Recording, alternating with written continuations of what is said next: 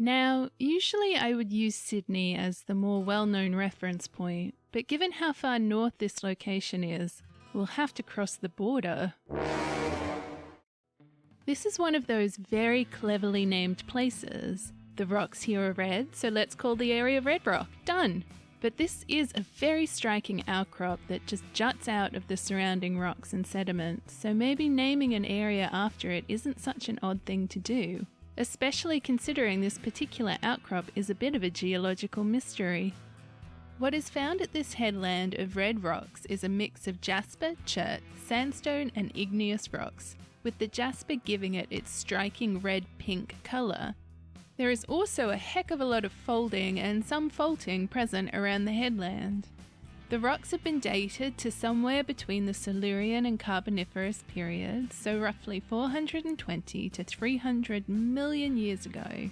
It is thought that the original sediments were deposited on an ocean floor type of environment deep enough that it was undisturbed by anything happening on the surface of the ocean, and the presence of igneous rocks potentially means that there was some kind of volcanic activity happening nearby.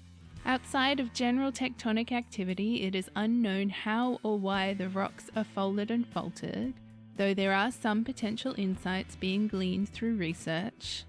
The mystery surrounding this headland has to do with the fact that it is absolutely distinct from the rest of the local geology. There is nothing like this visible anywhere else along the coast or further inland.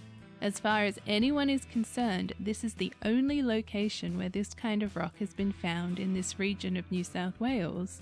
What has been concluded is that these rocks are in no way related to any of the surrounding geology, and that one of two things may have happened to produce this headland.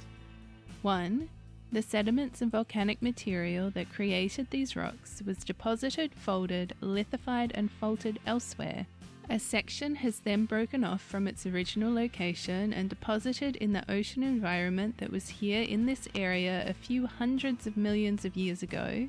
It has then been incorporated into the sediments of that ocean floor, which have lithified and encased it within the surrounding geology.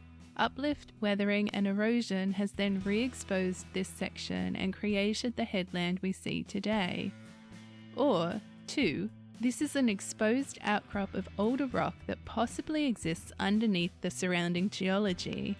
Either this portion has broken off and has been exposed in amongst the rest of the local geology, or this part of the coast has experienced enough uplift and erosion to expose this small section which is connected to a larger formation. Now, a small amount of research has been done to try and determine if the faulting that is present in this outcrop fits in with the larger scale faulting seen in this region. The research has concluded that it was, and that this faulting would likely have occurred throughout the early Permian when there were periods of mountain building occurring. But this is still relatively new research and needs to be explored more before any definitive conclusions can be reached.